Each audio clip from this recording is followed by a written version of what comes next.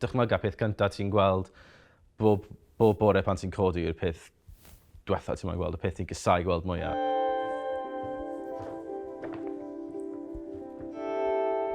Un o fi yw Aled, a fi'n byw dy cyflwr eczema a mae fe'n dinistrio bywyd fi.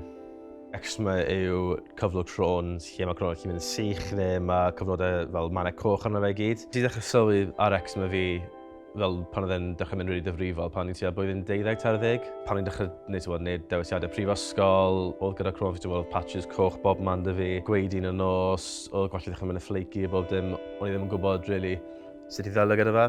Mynd i brifysgol oedd e'n brofiad cwbl newydd. Mae mam yn nyrs, felly mae hi'n gwybod sut i ddelio gyda pethau fel yma. Oedd hi ddim na bob dydd i wneud siŵr bod fi'n okay o ran croen fi. Felly oedd e'n fath o profiad really estron i fi.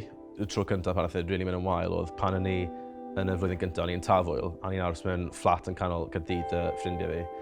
A oedd croen fi jyst literally mynd mas o'r reolaeth. Oedd dim syniad o fi be i wneud. Fi'n cofio mynd nôl i'r fflat yng nghanol Tafwyl sy'n dweud, o, mae angen fi yn gytra yn bach, fi wedi blino a cael nap. Ond y gwir yw, es i mewn i dre, prynu Cetraben cream newydd, o'n i heb erioed defnyddio o'r blaen, nes i googlo fe. A jyst rhoi hwnna ymlaen a jyst aros yn y fflat am awr ar a hanner, 2 awr, troedd pawb aros mas yn Tafwyl yn joio gwrando'r cerddoriaeth. Oedd e'n teimlad shit, just ffili mynd mas o joio, a hwnna oedd y tro cyntaf really oedd o'n i'n sylwi, fuck, mae eczema. Mae hwn yn ffeithio fi nawr y brifysgol, be os mae'n mynd yn wath, bydd job dy fi gyd hir, bydd plant dy fi, bydd bywoliaeth dy fi.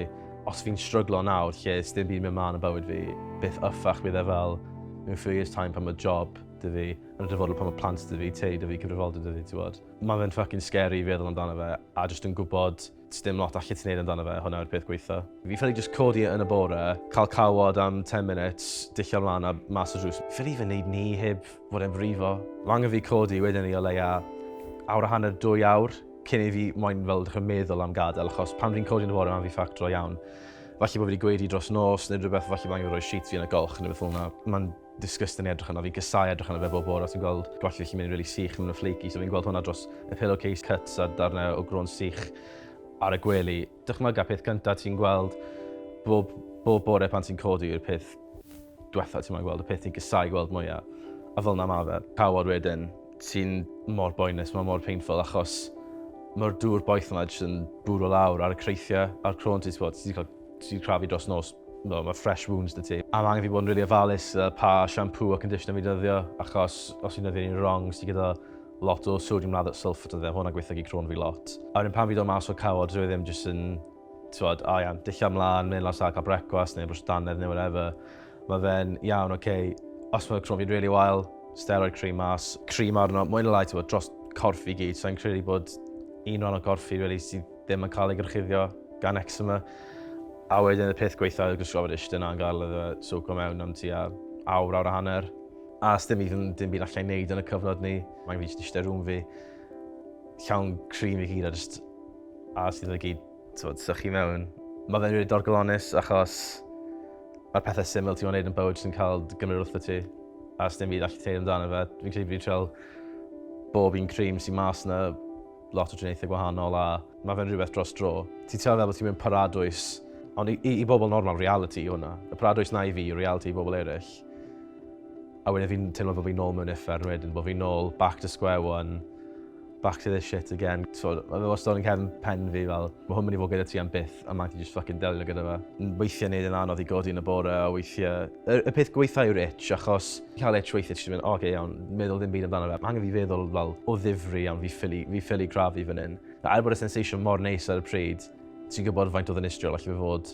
Peth gweithio yw pan mae'n digwydd ar night out, ti'n dechrau gweiddi, ti'n fod rwysio i toilet i stopo fe. Fi ffili cyfri faint o weithiau, fi wedi edrych ar y drych na. Just gweld cut o gwyneb, neu fel gwallt flaky, neu lot o fel mannau coch ar y wyneb fi, a just literally moyn just mynd gytra. Just fel, what's the point? Fi ddim yn joio fi'n fan hyn. Mae pawb arall mas yn cael class time a fi'n treol wneud ni, ond bob tro fi'n mynd i toilet neu bob tro fi'n edrych mewn drych, mae'n just a constant reminder na, dyw hwn ddim yn mynd i ffwrdd. Dyma sut ti'n edrych nawr, like, look at you.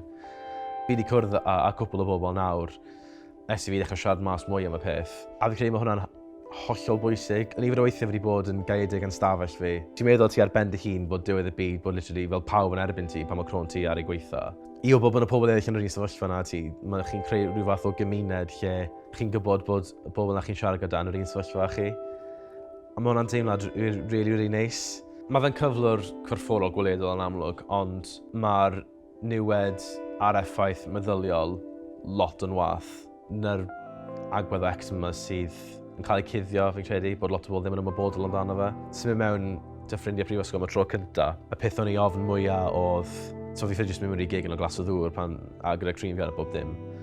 Ond oedd un o'r ffrindiau agos a fi, fel, na i ddweud wrth pawb, na i glirio'r sefyllfa, a bydd pawb yn iawn gyda fe, trust me. A o nhw, a y foment a nes i cedda mewn i gig yn mynd am y tro cynta yn really ofn, oedd pawb sy'n trin fi as if bod fi'n just gwisgo dillad, as in bod dim cream da fi ar. A oedd hwnna'n foment really neis. Fi mor falch nes i siarad mas amdano fe pan nes i, achos os o'n i ddim, bydd i dal yn byw yn y gragen yma. Mae ffrindiau fi wedi bod mor gefnogol, mae cariad fi wedi bod mor gefnogol, mae teulu fi wedi bod mor gefnogol. A fi'n credu hwnna'r gwers fi wedi dysgu mwyaf allan o hyn sy'n effeithio bywyd fi yw bod dim siom yn siarad mas amdano fe. Dwi ddim yn wendid, dwi ddim byd wael. Mae'n ddangos y gryfder sydd gyda ti yr holl meddyliau negyddol a teimlo'n drist sy'n digwydd yr iselder. Os ti'n ddigon gryf i cydnabod ni a gofyn am help a dweud wrth pobl, mae'n rhaid bod chi di ennill yn erbyn y cyflwr sy'n chi'n dioddau gyda wedyn.